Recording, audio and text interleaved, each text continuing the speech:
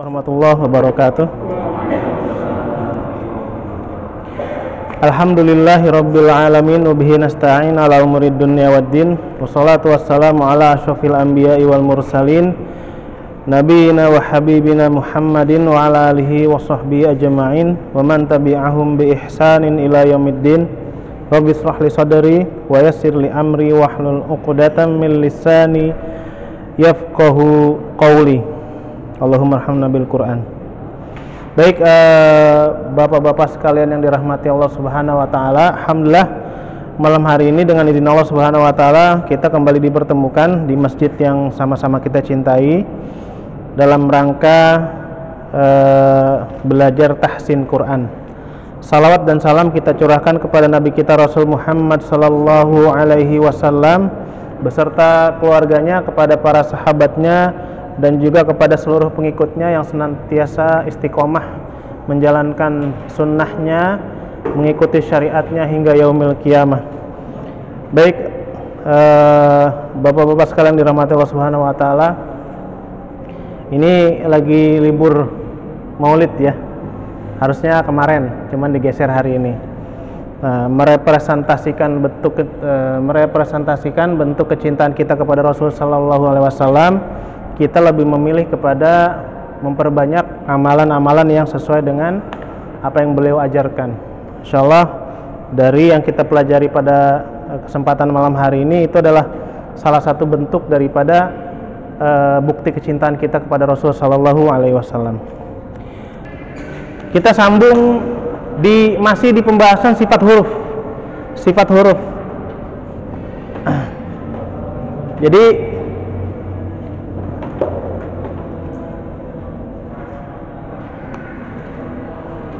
prolog di pembahasan kitab tahsin ini tidak langsung membahas tentang praktek ya, tetapi pembahasannya mengenai tentang karakter huruf yang kita sebutkan. Coba dicek di halaman 30 ini ya, 31 ya, bab sifat huruf bab 4 di buku baru sama nggak? Ya sama ya, di buku baru bab 4 halaman 31 juga. Jadi kita sudah masuk di bab 4, masih seputar tentang hakikat huruf-huruf yang kita baca, dari mulai tempat keluarnya atau makhrajnya ya, ada yang dari tenggorokan, lidah, pangkal lidah, tengah lidah, ujung lidah. Nah, kemudian masuk kepada pembahasan berikutnya sifatnya. Nanti baru bab-bab berikutnya adalah pengucapan huruf secara detail. Karena kita kayak mungkin kalau orang olahraga tuh stretching dulu Pak, biar nggak tegang. Ketika nanti masuk pada tahapan praktek, kita sudah memahami tentang teorinya. Jadi kan ada kelas teori, ada kelas praktek. Umumnya di setiap pelatihan atau pendidikan, sebelum masuk di pembahasan praktek dia teori dulu. Maka di pelajaran ilmu tajwid juga sama. Jadi teori dulu tentang maksud daripada ilmu tajwid apa, kemudian makhraj itu apa, dan seterusnya. Baru nanti bab-bab berikutnya lebih banyak di praktek ya, dan pengenalan istilah. Kita sambung kepada bab 4, sifat huruf. Jadi kemarin kita sudah bahas sifat huruf itu secara global dibagi menjadi 2. Yang ada lawan katanya dan yang tidak memiliki lawan kata. Kemarin kita sudah bahas maksud daripada sifat huruf itu bisa jadi pengucapannya, makhrajnya sudah benar, tetapi kalau sifatnya belum keluar maka dia belum sempurna pengucapannya. Ini yang dimaksud sifat huruf. Seperti lafadz huruf dal ketika mati. Dal itu ketika mati karakteristiknya yang melekat adalah qalqalah. Jadi masjid itu nggak cukup, harus masjid ya. Kembali kepada penyampaian saya, kaidah ilmu tajwid hanya berlaku ketika membaca Quran, tidak berlaku ketika di luar membaca Quran.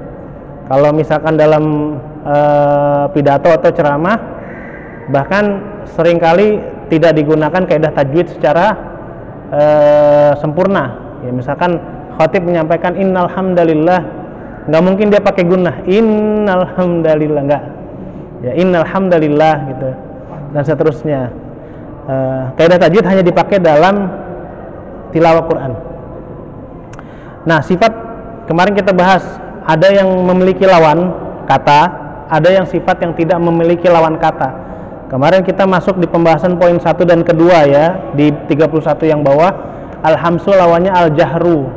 Al-hamsu itu adalah pengucapan huruf yang dia diiringi dengan keluarnya nafas. Hurufnya ada berapa di situ, Pak? Poin 1 al-hamsu ada berapa hurufnya? 10 ya. Fahathahu syakhsun sakata. Fa, ha, tha, ha, sya, kho, so, sa, ka, ta.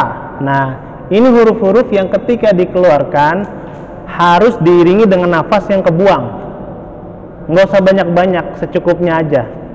Ya, wabil khusus di dua huruf yang nggak umum nih, ta sama ka. Ya, ta, ka. Ya, ka ada ahnya dikit. Jadi nggak ta, ka, itu kurang. Dia akan terasa ketika sukun. Rok, kabak, ada, ya kan? Atau tabat. Ya, itu contoh. Lawannya al-jahru. Al-jahru itu artinya jelas, tetapi maksudnya adalah huruf yang diucapkan tanpa terbuang udara atau nafas keluar. Hurufnya 18 selain yang tadi. Berikutnya kemarin kita sudah bahas huruf, sifat huruf di yang ada lawan katanya di poin yang kedua. Asyiddah, at-tawasut, ar-rakhawah. Asyiddah artinya kuat. Di sini secara istilah pengucapan huruf dengan suara yang ditekan karena sangat bergantung kepada makhrajnya. Hurufnya ada 8. Ajid, qatin, bakat. A, jim, dal, ko, to, ba, ka, ta. Ya. Maksudnya kuat itu adalah huruf itu sangat bergantung dengan makhrajnya. Huruf itu bunyinya sangat bergantung dengan tempat keluarnya. Jadi kalau A, maka dia harus betul-betul sampai di tenggorokan bagian bawah pengucapannya. A gitu. Ba, kalau ba betul-betul dari dua bibir yang bertemu.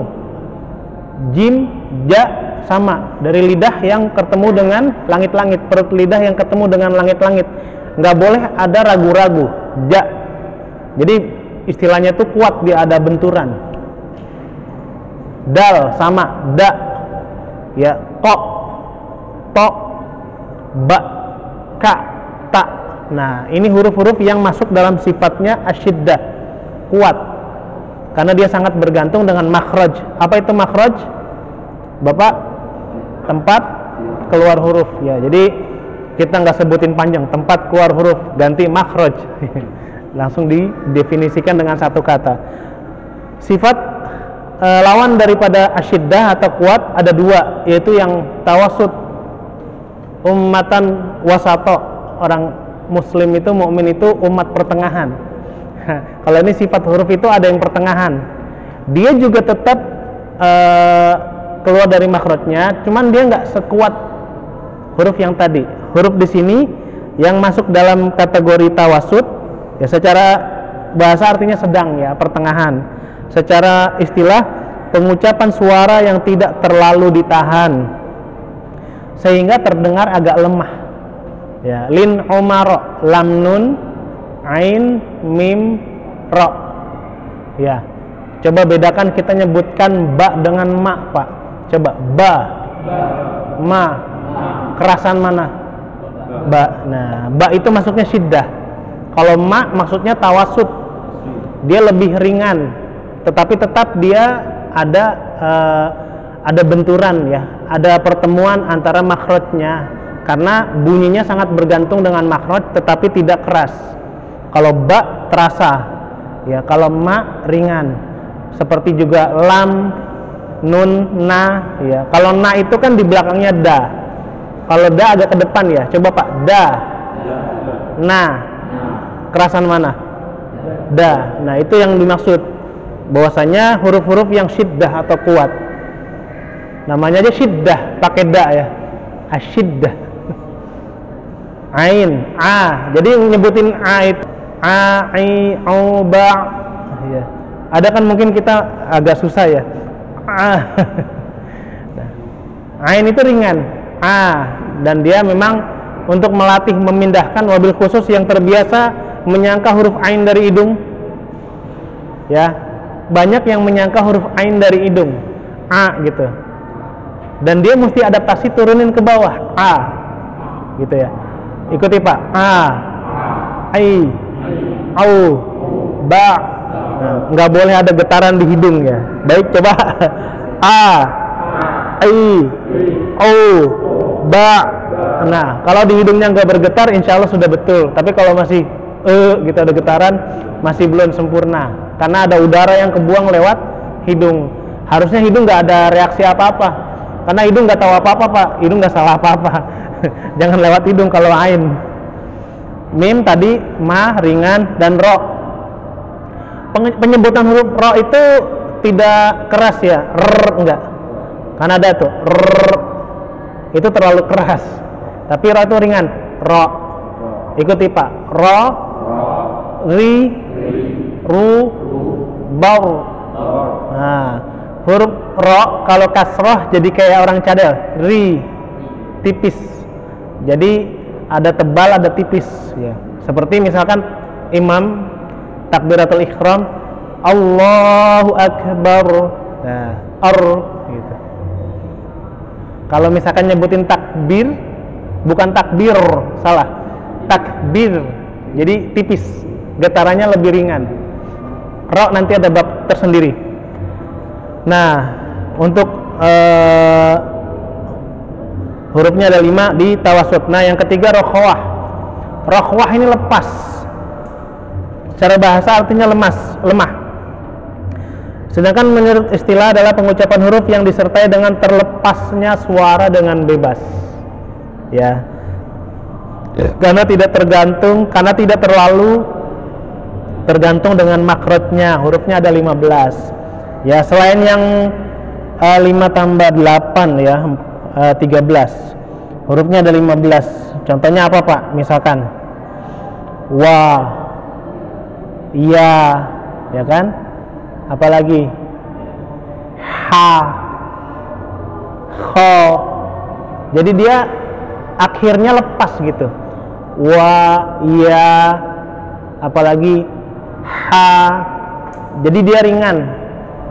Kalau di la atau ma atau na, dia masih mesti mampir dulu, tertahan sedikit, agak lemah. Kalau yang syiddah itu mesti ada benturan jelas, ba, ta, ko, batako. Tapi kalau di huruf rokhawah dia lepas nyebutinnya, ha, ya kan? Sya, ya kan? Sa, lepas. Baik, kurang lebih seperti itu untuk sifat yang kedua. Nah, ini masuk sifat yang ketiga. Ini udah masuk kepada huruf-huruf yang kalau kita bilang konsonannya o ya. Ini huruf-huruf yang saya sendiri merasa banyak dialami kendala ketika kita membaca huruf ini. Ya. Penjelasannya dulu, sifat yang ketiga isti'la. Secara bahasa artinya terangkat, sedangkan menurut istilah adalah pengucapan huruf disertai terangkatnya lidah ke langit-langit mulut. Pengucapannya itu lidahnya terangkat ketika dia, dan terangkat itu ketika dia tuntas. So, nah di sini kho ya, kho, so, do, go, to, ko, go. Maka lidah itu jangan turun sebelum huruf itu selesai diucapkan. Itulah yang menjadikan hurufnya terkesan bunyinya o, padahal tidak ada ansih. Huruf itu nyebutinnya o murni, enggak. Misalkan gini, Bismillahirrahmanirrahim, bukan roh. Bismillahirrahmanirrahim. harokatnya fathah, dia tetap terbukanya a. Bismillahirrahmanirrahim. Ra, ya. Yang menjadikan dia seperti o karena sifatnya itu isti'la lidahnya. Ada naik lidahnya, terangkat. Nah, yang pertama huruf kho. Coba sambil dirasakan, Pak. Menyebutkan huruf kho, lidahnya terangkat sampai dia selesai, hurufnya selesai. Kho, khi, khu, bah. Jangan, bahkan meskipun dia sukun, bah, tetap lidahnya mesti naik. Jangan bah, ya, tapi bah, lidahnya terangkat, ya, bah, iya. So juga sama, so, ikuti Pak, so, si, su, bos. Nah, tetap lidahnya terangkat, kaku ya, sampai hurufnya selesai. Jangan menyebutkan huruf isti'la, huruf belum selesai lidahnya turun, maka bunyinya berubah. Do juga sama, do mulai dilatih lidahnya kaku ya, ke atas Pak ya. Do, di, du, bal. Nah, wabil khusus ketika sukun huruf do, maka lidahnya mesti nempel karena dia hurufnya pertemuan antara lidah dengan langit-langit, dengan bukan nempel, lidah dengan ini gigi geram salah satu atau keduanya, dan dia tetap harus mesti naik ke atas. Bal, do sama juga, ujungnya juga ke atas juga, ke langit-langit atas. Go sama, ikuti Pak, go, ri, ru, bal, lidahnya ke atas. To, pi, tu, bato,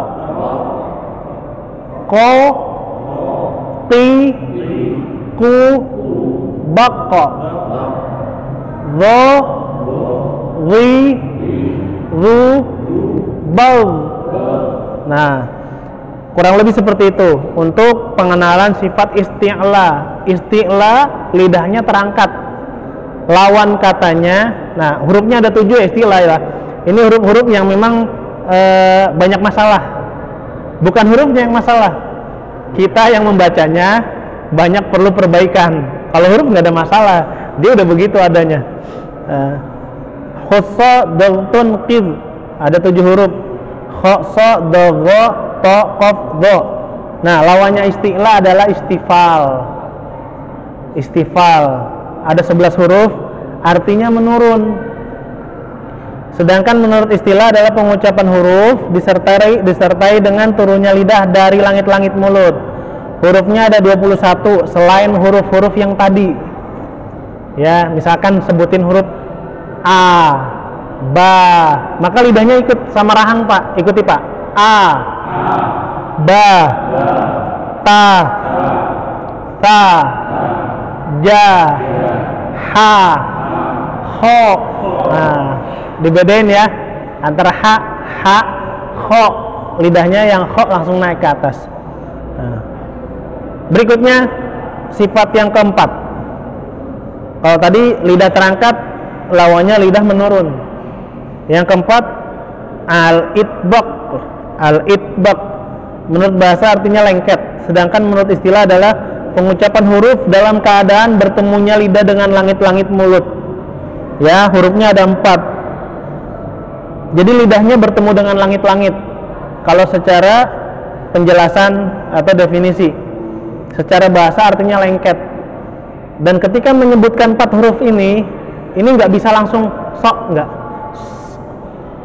So, kemudian apalagi huruf do. Nah, ini sulit. Siratal ladzina an'amta 'alaihim ghairil dia mesti dulu ghairil maghdubi, ada ketahan dulu, dia kayak gimana sih Pak, lengket. Walau, lidahnya nempel dengan langit-langit. Walau waladdallin. Nah, seperti itu ya. Hurufnya ada 4, so, do, to juga sama. Apa huruf to di juz 30? Contoh, Pak. Ayo. Udah hafal semua kan juz 30? Ayat pertama juz 30 apa semua ya? Amma yatasaalun. At-Tariq, Pak, surat At-Tariq. Was-samaa'i wat-tariq. Wab. Nah, wab dia ketahan, dia berhenti seperti ada yang lengket gitu. Bukan wat-to enggak, tapi dia wab. Nah, gitu. Atau dho. Apa dho di surat juz 30 huruf dho? Ayo, ada yang hafal juz 30 huruf dho?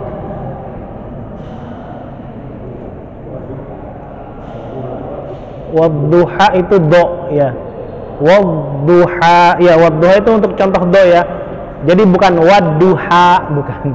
Wadduha, duha, du, abdu. Jadi abdu. Wadduha walaili idza saja. Ya, huruf do itu misalkan kata minadh-dhalimin. Yang susah itu ketika mereka harokatnya kasroh. Jangankan kasroh, Pak, fatahanya aja susah ya, apalagi kasroh.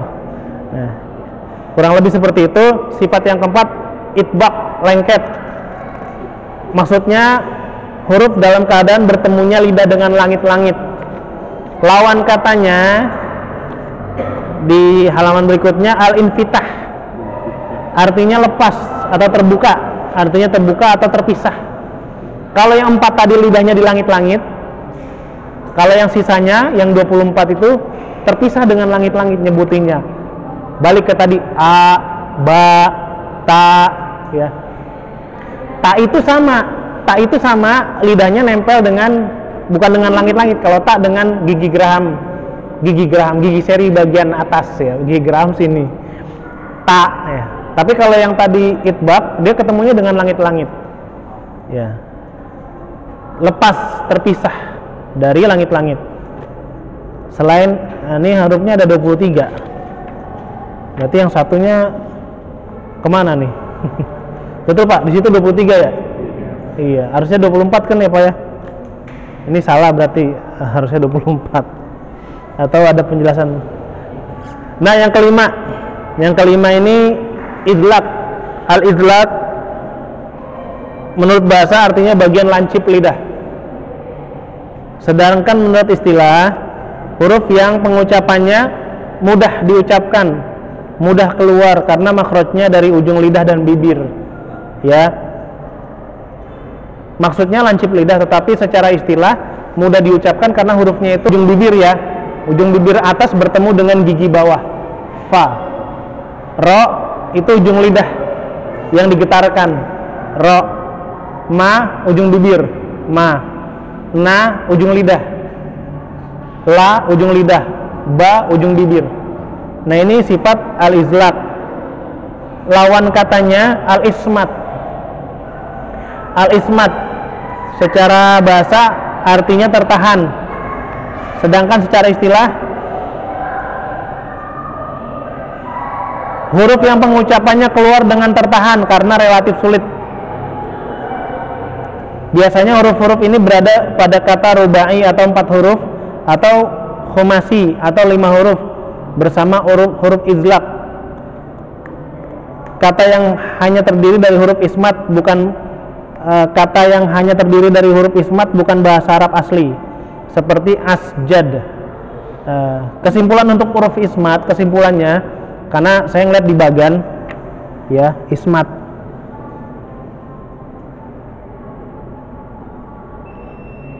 azan adalah huruf-huruf yang sulit diucapkan. Kesimpulannya disebutkan selain huruf yang 6 tadi di atas, dan itu memang huruf-huruf yang dia penyebutannya itu butuh penyesuaian. Tidak persamaannya kalau di kita itu nggak persis gitu. Misalkan seperti ain itu butuh perjuangan untuk mengucapkannya secara sempurna. Itu masuk dalam kategori huruf ismat. Di sini coba kita lihat di halaman 37 Pak ya. Ini bagan sifat huruf. Jadi sifat satu huruf itu sifatnya minimal ada 5, ya. Maksimal huruf itu ada sifatnya ada 7. Cuma ada satu huruf yang sifatnya paling banyak, huruf ro. Ya, huruf ro. Ro itu bahkan ada babnya sendiri tentang ngebahas huruf ro. Satu bab khusus ngebahas huruf ro. Nah, jadi penyebutan huruf bisa sempurna ketika sifatnya semuanya terpenuhi. Nah, ini butuh perjuangan untuk belajar atau memperbaiki bacaan.